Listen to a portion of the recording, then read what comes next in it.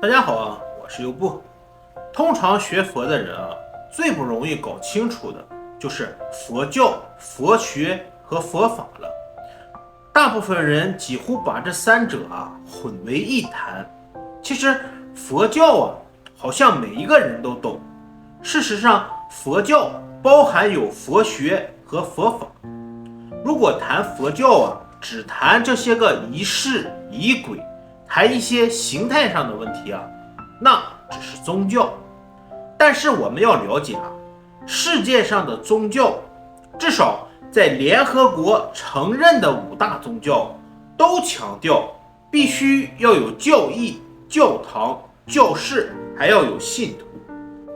所有的这些都是宗教的形态，所以5大宗教几乎都具备了这些。可是以5大宗教的佛教来说我们必须要把握与其他4大宗教的最大的不同点在哪里。也有人说信教嘛，都一样，我为什么一定要信佛教呢？而且信佛教好像是一种迷信，等等等等。那么问题出在哪里了呢？为什么一提佛教，大家总是会跟迷信挂钩呢？其实这就在于宣扬佛法的教义时这些传道者本身具备的条件就不够。以目前能看得出来的，比如流浪在印度的达赖喇嘛，以前不说他们是佛教，反而称他们为喇嘛教，可实际上是没有喇嘛教的，这只是佛教当初分布流传的方向以及地点的不同而已。西藏信的同样是佛教，只是根据他们当地的语言称呼出家人叫做喇嘛。就好像在华北、华中、华南地区称佛教的出家人都叫和尚。可事实上以佛教的本身来讲这些称呼都是偏于地方上的语言而形成的。比如说和尚这个名词是新疆地区的语言，因为鸠摩罗什是新疆人，他来到华夏地区以后无形中好像中国的佛教的出家人都叫和尚。其实和尚这个名词不是汉语所形成的，新疆的土话叫做和尚。那么这个和尚是什么意思呢？其实翻译成汉语叫做亲教师，也就是可以亲近的老师。根据佛教经典上所说的，出家人统称之为比丘或者是比丘尼，也有沙弥和沙弥尼的叫法。在家的就是优婆塞和优婆夷。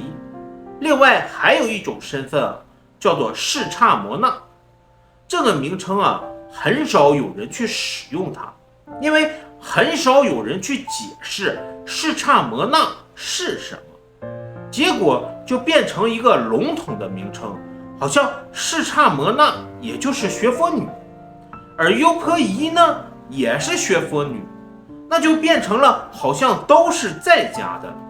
其实在家优婆夷就是学佛女，这是由于对佛教的经典，尤其在律部所提出的一些名称没有深入的认识。以喇嘛来讲应该也都是比丘、比丘尼。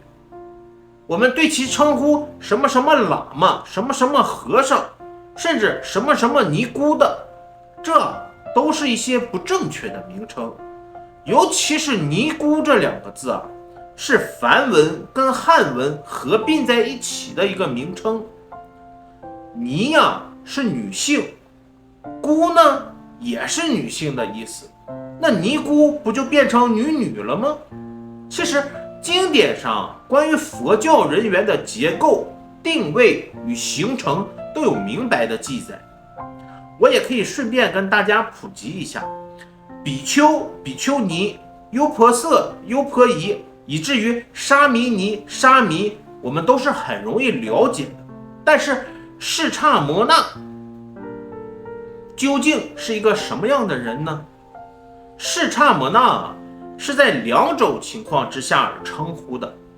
它本身显现的是一个出家女性的相，但在未出家之前她已经怀孕了，因为在不知情的情况下而出家，根据戒律，这时她必须回到俗家把孩子生下来。她这个时候的身份就不能叫沙弥尼或者比丘尼，而是叫做视差摩那。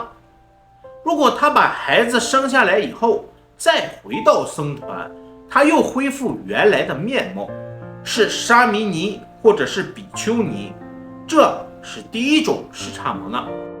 那么第二种视差摩那呢？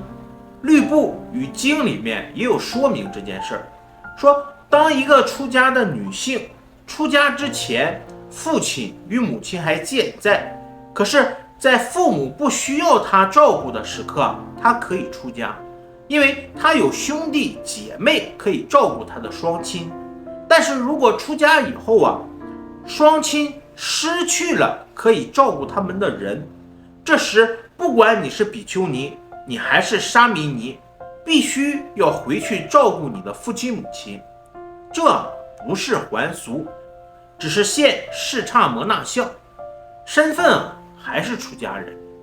一直到双亲有人照顾了，不再需要他了，那么他再回到僧团，恢复原来的面目，这也叫视差摩那。为什么也有叫学佛女的呢？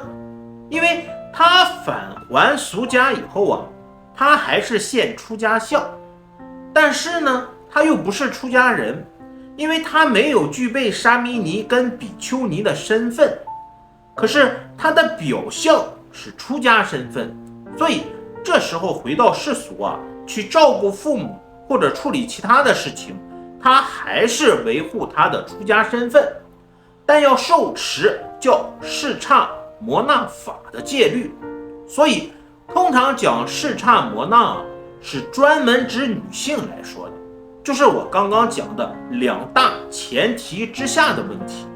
很多人把视差摩那当成比沙弥尼还要高，这是很大的错误。这个没有高低之分，因为如果他原来是比丘尼，回去处理事情，但是这个时候他比丘尼的身份不存在了，就不能说他比沙弥尼大还是比比丘尼小，不是这样分别的。所以关系到佛教中的经律论，或者关于宗教的一些组织架构我们常常都会搞错。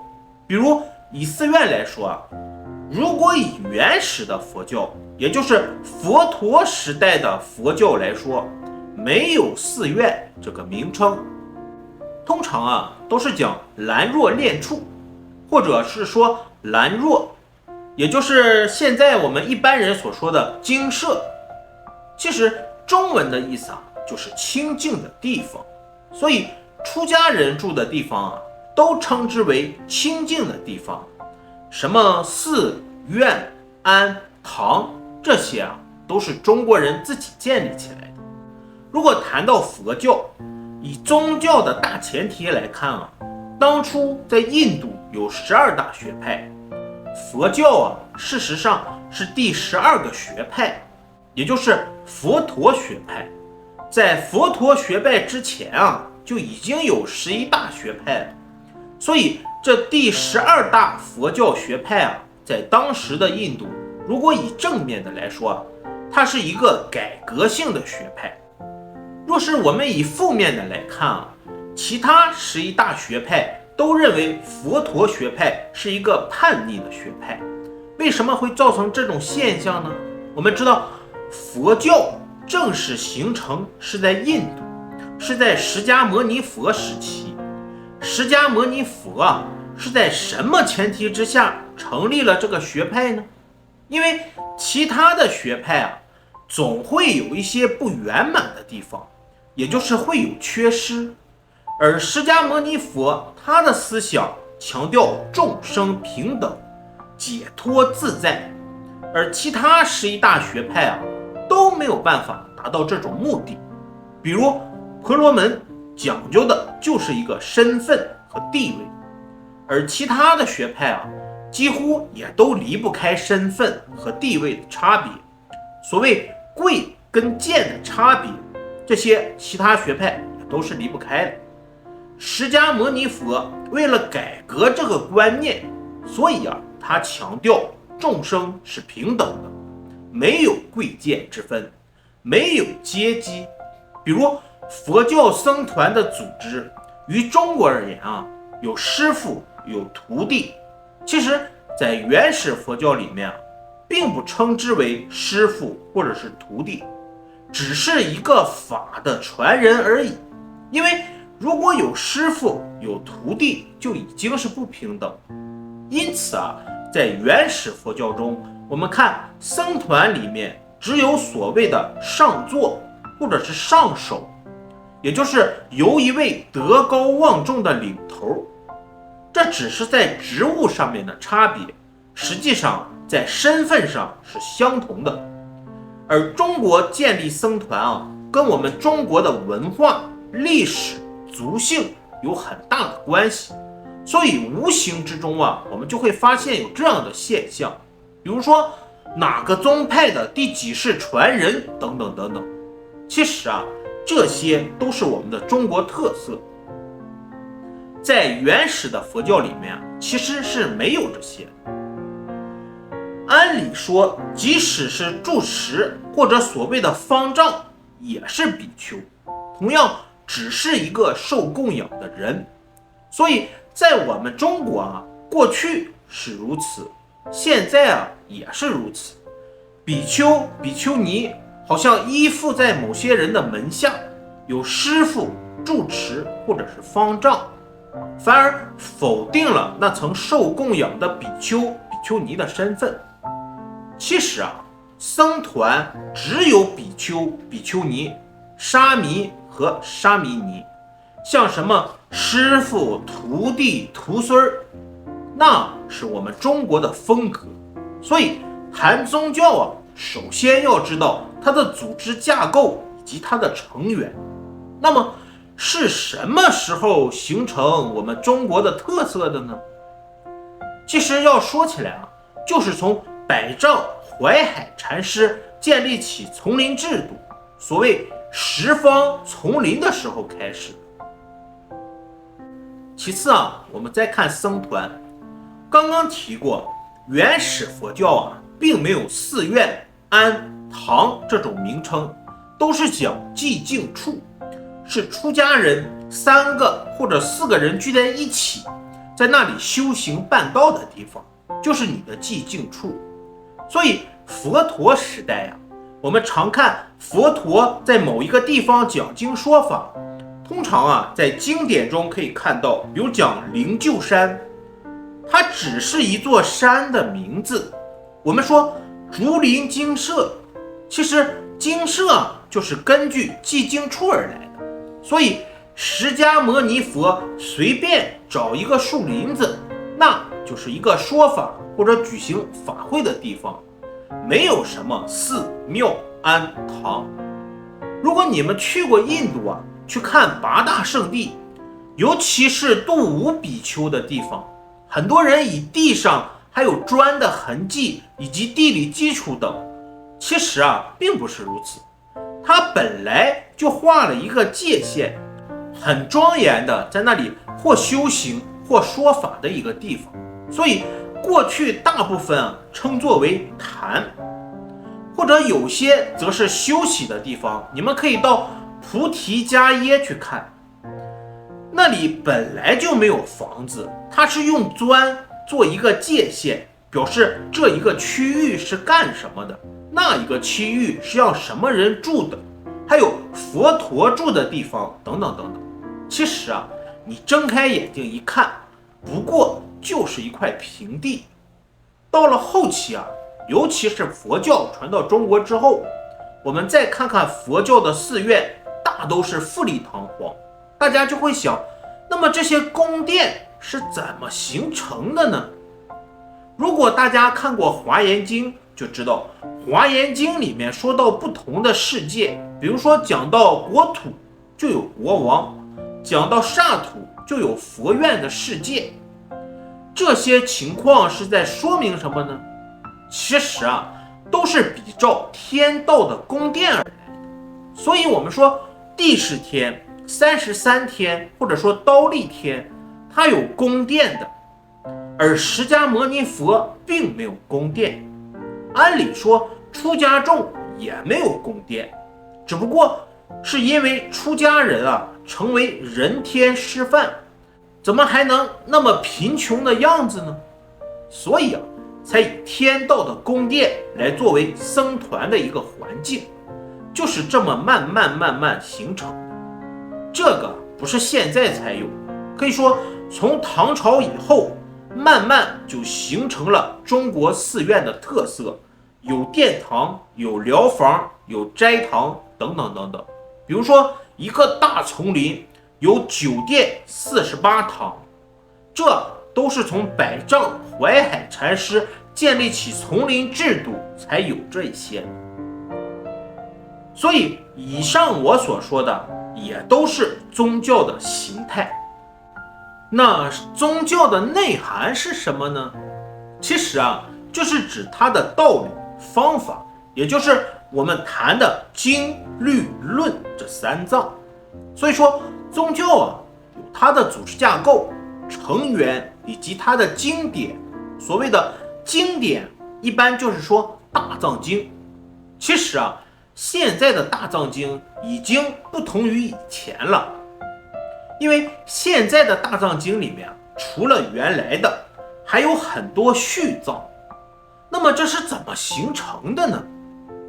其实就是后期所谓的高僧大德写的心得，也同样的放到原来的藏经里面。实际上说来原来只有佛陀所说的经律才是，而至于论呢，都是修养达到了菩萨的境界所表现的心得，这些都称之为论。所以论不是佛说的，是菩萨们说的，只有经跟律才是佛说的。可是到目前为止我们常常看到在中国的佛教至少将近2000年的时间都存在这种现象，好像只有一些人专门去修学经律，我们普遍性的还都是依据论来修习。那么为什么会造成这种现象呢？因为佛陀说的经含义太深太广，常说法义甚深微妙，不容易理解。那么怎么办呢？我们就根据这些菩萨们的心得来学习佛法，一直到目前为止，我们常常看到这种现象，表现出来的几乎都是什么什么论师说、菩萨说、祖师说，而真正佛说的少之又少，好像从事经典与律部研究的也越来越少，反而在论部下去下功夫的越来越多。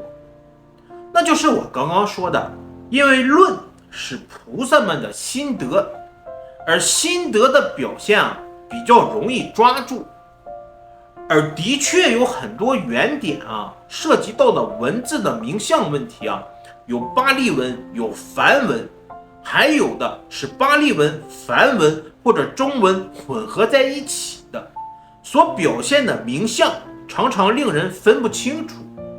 从佛学词典就可以看出来，很多名相如果弄不清楚，就很容易理解错了，那是关系到经的问题。然而论就比较容易理解，所以才会说大乘好像是比较强调菩萨法。其实不可以用这种方式去看经律论，并不能单以论部来作为修习的依据或者是依归。毕竟我们是学佛，所以论只能拿来参考，就好像读书写心得报告。为什么我们会有这种现象呢？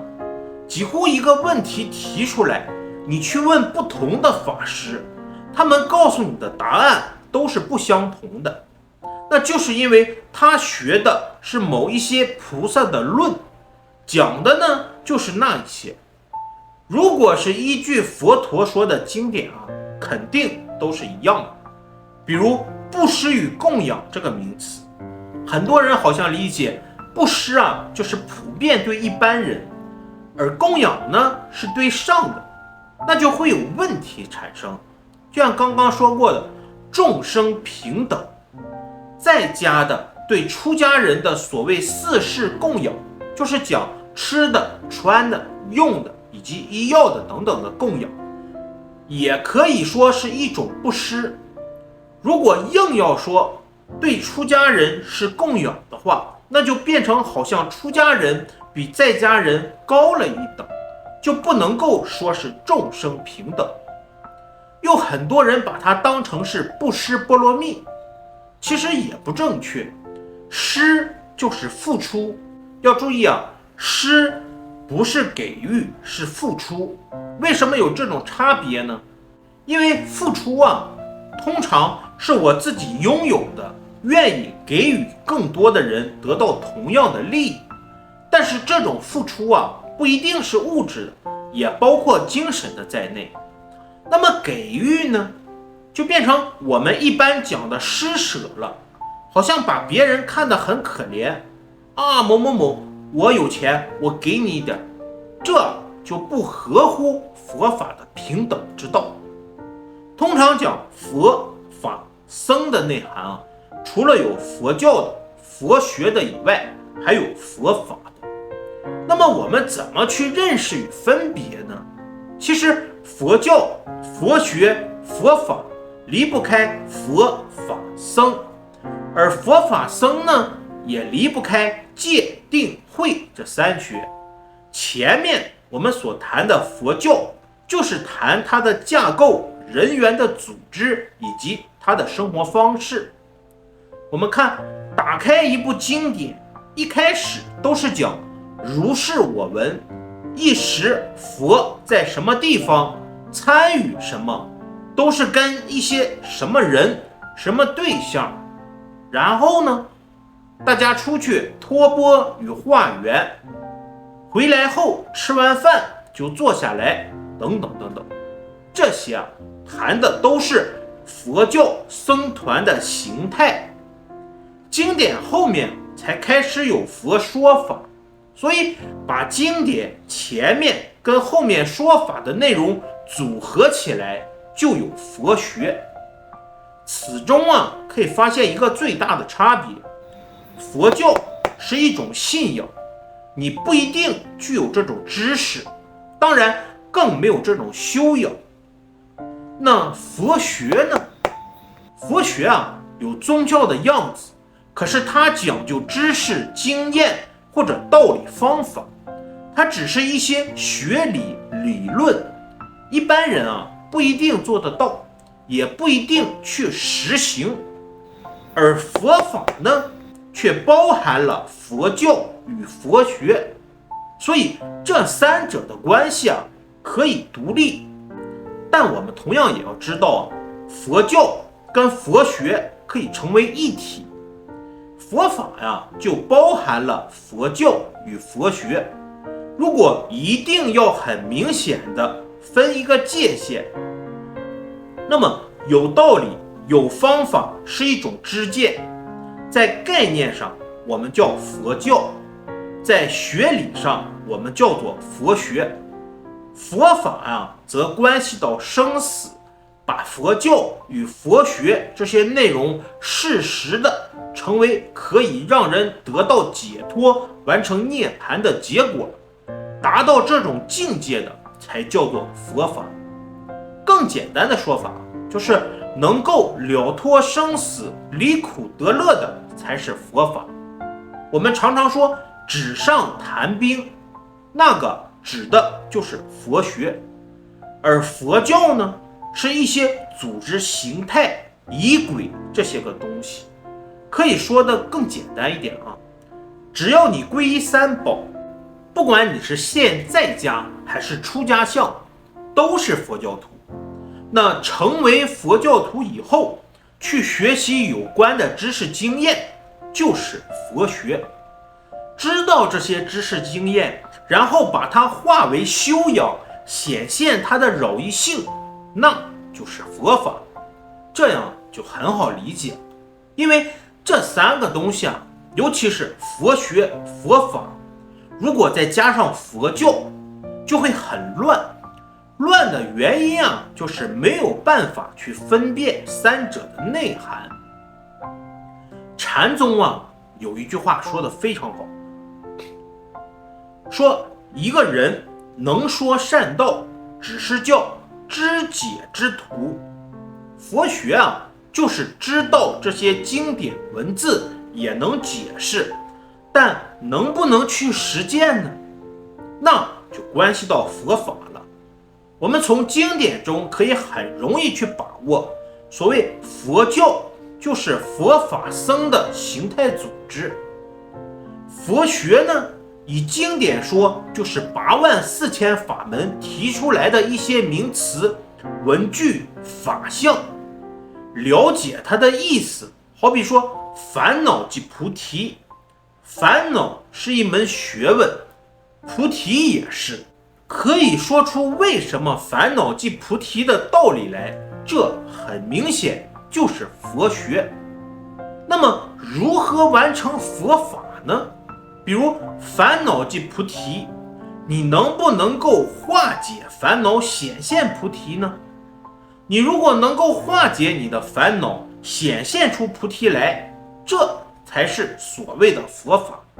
所以我们常看啊，有所谓的佛学专家，其实专家这2个字很难说，也许他是个学佛的，在佛学的范畴之内，他知道的很多，但是你能不能把佛学化成为力量呢？就以普度众生来说，我们要具备什么呢？慈悲喜舍、四弘誓愿、6波罗蜜法等等等等，要把这些个条件、知识通通搬出来，这就是佛学。但能不能够实践呢？能不能够使它发挥成为力量呢？所以啊，必须要完成修养，才能称之为佛法。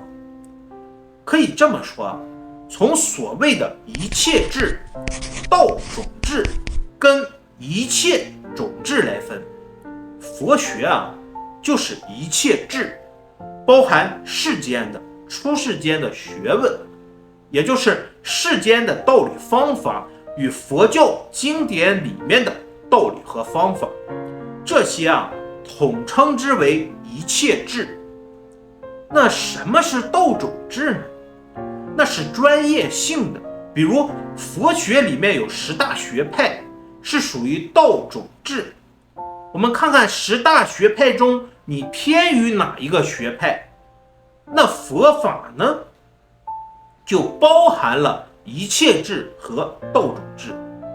一切智啊，就是说佛学；道种智呢，就是佛学里面的专门性的道理和方法。那佛法就包含了一切智和道种智所完成的一切种智。所以学佛啊，又能分辨什么是佛教、佛学与佛法。有很多人自认为啊，我也看了经典了，我也会打坐了，甚至我还能入定。如果是邪魔外道呢，他可能还会说啊，我不但会打坐，我打坐还可以现灵光出窍呢，我还可以发光呢。如果是这么说的话，那连佛学都不是。如果自认为是佛教的话，那也是附佛的外道，就是附合在佛教这个宗教的前提之下所行的外道。这许多不如法的，可以说就是佛教里的外道。真正佛教的本身啊，是正信的，强调需要依教如法，就是要依于佛陀所教的道理以及方法。很多学佛的人啊，往往觉得自己学了一辈子的佛，最后根本还不知道该怎么办。往往是人家说这个好，一窝蜂的就去学这个，最后什么都没得到。然后人家又说那个好，又一窝蜂的去学那个，就好像海草一样的飘过来飘过去，像一棵海草，海草，海草，海草，随波飘摇，海草，海草，海草，海草。最后啊，学了一辈子，我也念佛了，也打坐了，好像也知道去西方极乐世界了。但是啊，最后你能不能去呢？不要说信心，根本就是迷惑。如果你能把佛教、佛学、佛法这三个搞清楚了，一旦遇着经典上面，比如谈到佛教的一些形态架构，有一句话说处处都是法，处处都是道，你就必须知道啊，除了道理方法，还要能去实践。所以有两句话是这么说的，你所有的起心动念啊，都要与生死有关，要与道相应，那才是在修习佛法。否则说的好听一点，你是在佛学上去下功夫；说的不好听啊，只是在装模作样，因为得不到他的利益。由此可见，佛教、佛学、佛法真正讲起来啊，佛陀的思想理念最后的目标是进入涅槃的境界。如果不能入涅槃的世界，可以说学佛是没有用的。所以不了解涅槃的法义的话，会很容易造成误会，以为学佛啊是要死了才能有一个确定。不能这么去看，必须知道涅槃本身的含义太多了，比如说不生不灭、寂静、解脱等等，这些啊几乎都叫做涅槃。所以涅槃啊不是死，解脱呢也不是死，而是任何一个问题把它化解了就叫做解脱。涅槃呢是把原来的一个事情化解了，而不会再发生了。那么解脱呢，也就是虽然问题化解了，但是还会再发生。所以我们常常谈解脱啊，有究竟解脱。那么什么是究竟解脱呢？要究竟解脱啊，才能够入涅槃世界，也就是根据你的烦恼或者业，当业清净了，烦恼不会再升起了，那才叫做究竟解脱。因为化烦恼显菩提，那只是一个单一的解脱而已，必须要连烦恼都不升起了，菩提也不再需要了，那才是究竟解脱，也就是涅槃境界。所以我们常常把解脱当成是死，把涅槃呢也当成是死，那都是错误的。尤其很多佛教徒啊，喜欢把往生挂在嘴边。那么往生究竟是什么呢？念佛可以往生，那么不念佛能不能往生呢？学佛的可以往生，那么不学佛的就不能往生了吗？我不知道大家想没想过这个问题啊？这都是不了解往生的意思。其实啊，死了要往生到什么地方去呢？这个往生就是往什么生处的意思。譬如说还在六道之内的话，会认为我现在是人道，我业太重了，可能往生到畜生道或者是地狱道。假使你的福德因缘很好，就会往生到天道，但是还是在三界六道中轮回。所以往生啊，并不是一定去西方极乐世界。能不能往生到西方极乐世界呢？那就要看你道的修养。好比如果要去西方极乐世界啊，就必须具备信愿行这三大资粮。如果造业太多，以欠债来讲，根本不知道该还给谁好，那么一定是往生到畜生界。所以如果所做的是十恶不赦的业，比如犯了忤逆罪之类的，那么一定是往生地狱道。所以不要把往生这2个字认为都是去西方极乐世界。所以谈佛教啊，并不是一般人所想的那么容易的。什么拿3根香拜一拜，好像就是一个佛教徒了，或者皈依3宝就是佛教徒了。其中啊有一个问题，就是说你拿3根香拜，你究竟是在拜什么呢？你的目的是什么呢？或者说你想干什么呢？因为你皈依3宝啊，总是有所求。如果不考虑种种问题，那么你就连佛教徒都不是。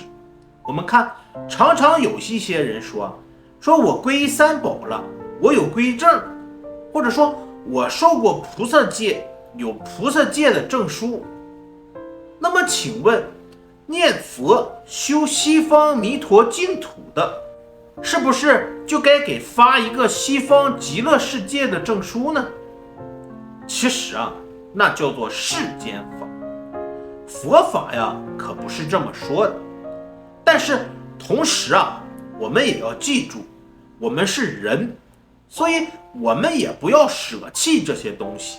因为世间法啊，人的世界本来就是如此，我们不可以去否定它，但是呢，我们也不能去执着它。这里面啊，就涉及到佛学佛法了。尤其是初学佛的人，最容易犯一个毛病，睁开眼睛看到的，竖起耳朵听到的，几乎啊都是别人的缺点。这些人几乎是标准的佛教徒，他们能够看到听到别人的缺失与错误，可是他连佛学也不懂。因为佛学还要告诉你啊，看到别人的缺失，需要反照自己有没有犯同样的缺失。如果看到别人的缺失，发现自己也有这种缺失，那么我们就要想办法去调伏，去修行，以化解这些缺失，那就涉及到佛法了。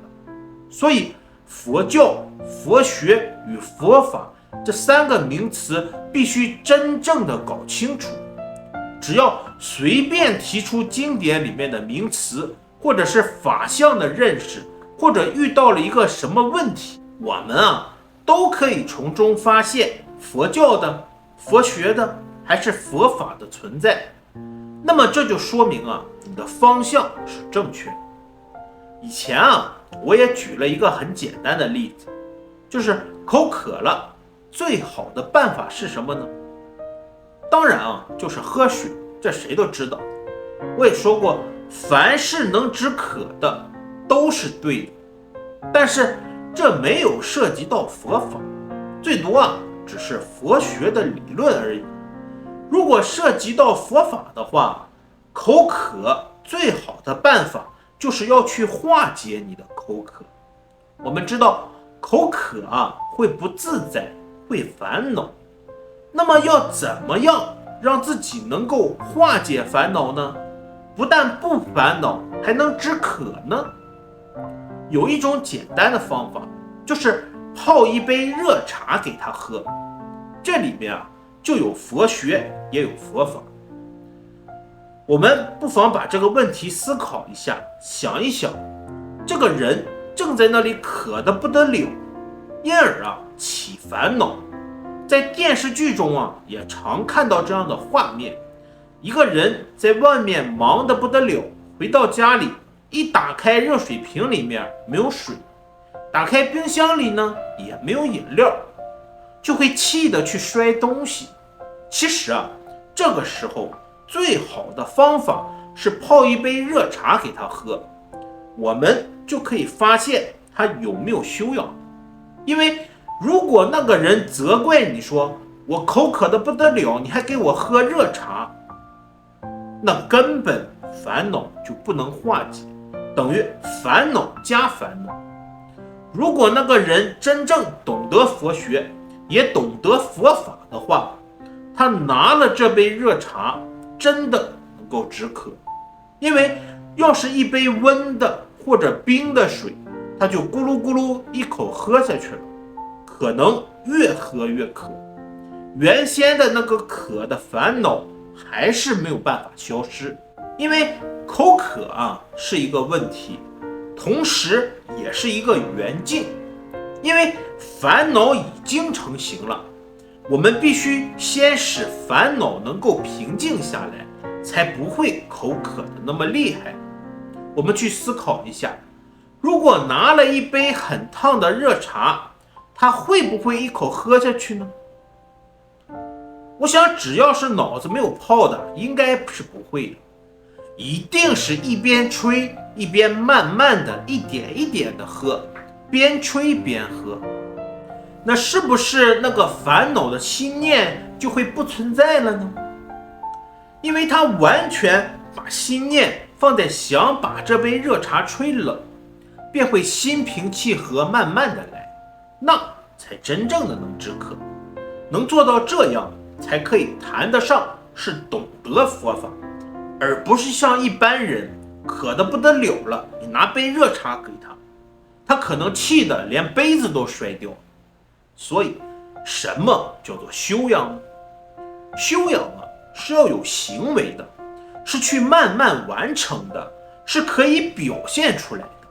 只不过修养是要经过修行的，你完成了某一种知识经验才叫做修养。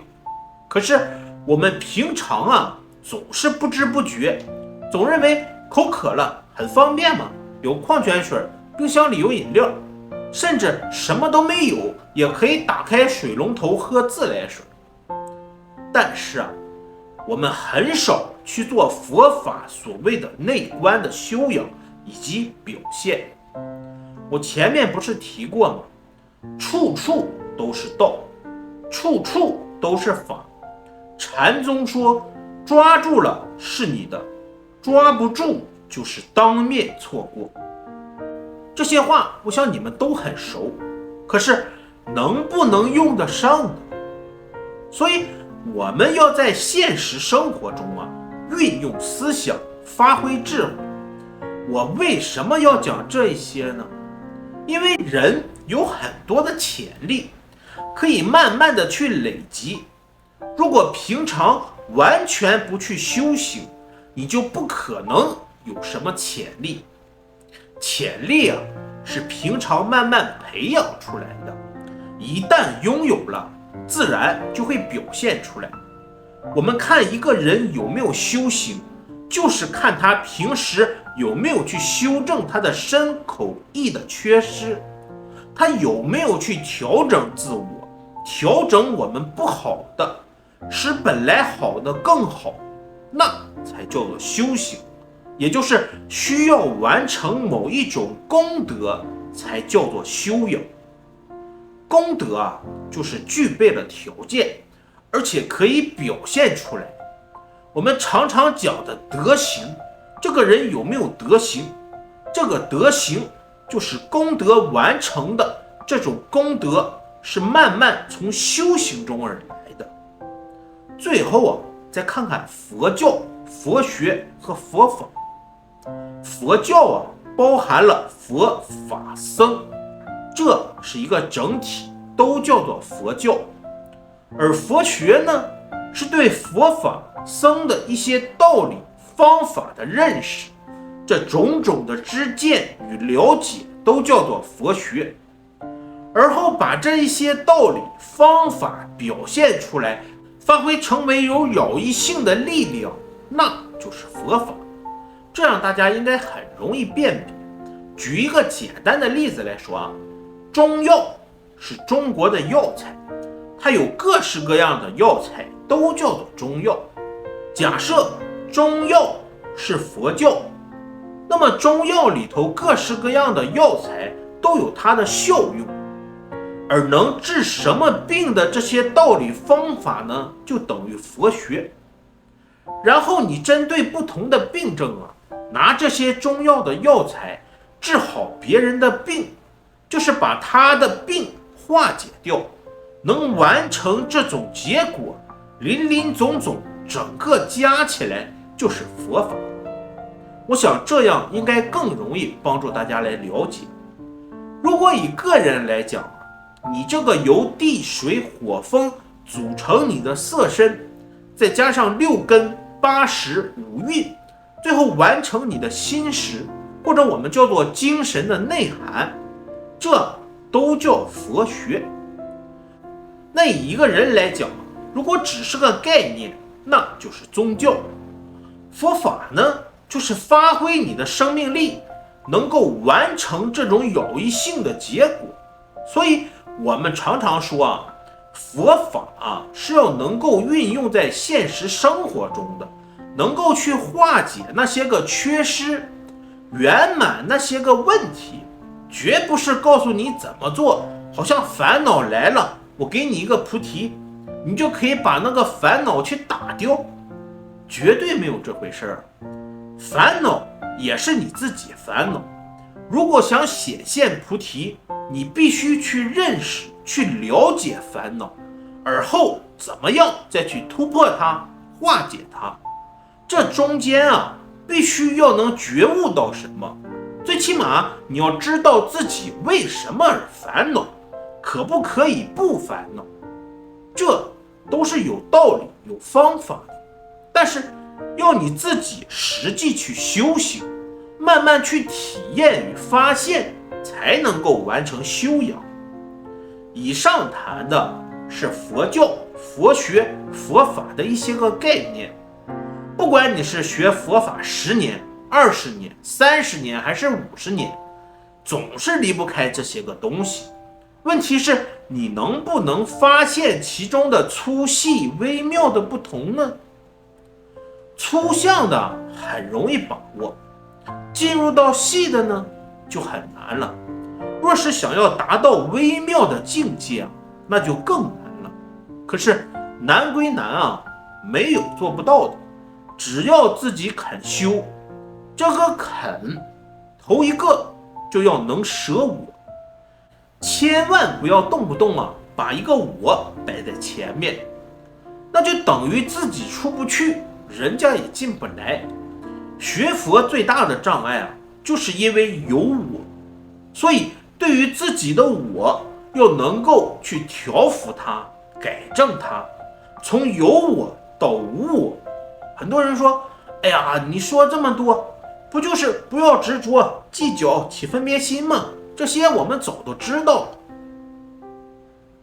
可是我要说的重点是这并不是你要不要的问题。有时候你自己不想要，可是还是会要。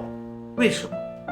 因为你害怕自己受到伤害，你就会找理由、找方法来保护自己，一切都为了保护那个我。所以为什么要去苦行呢？为什么要修波罗蜜法呢？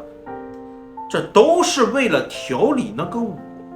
因为每一个人都有一个我，可是你绝不可以把别人的我当成自己的我，或者把自己的我去代替别人的我。世间不是有这么一句话，就是不要把自己的快乐建筑在别人的痛苦上，同样的，也不要把自己的痛苦建筑在别人的快乐上，那你才有调理自我的机会。